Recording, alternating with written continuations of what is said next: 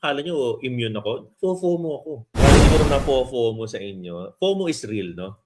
Sige nga, can you, ako, akala nyo immune ako? FOMO ako. Nung mga nakaraang araw, sabi ko, ba't ako nag-take profit dito? Kasi nga alam ko, I will stick to my rules eh. Kung 95, aalisan ko na yan eh. Kamukat-mukat mo, lumipad ng basag yung 0.95 at nagkaroon ng $1 psychological resistance. FOMO si coach.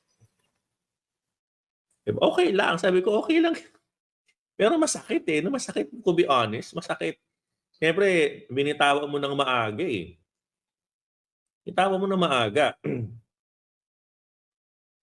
Napasok ko yan, no? I'm going to show to you.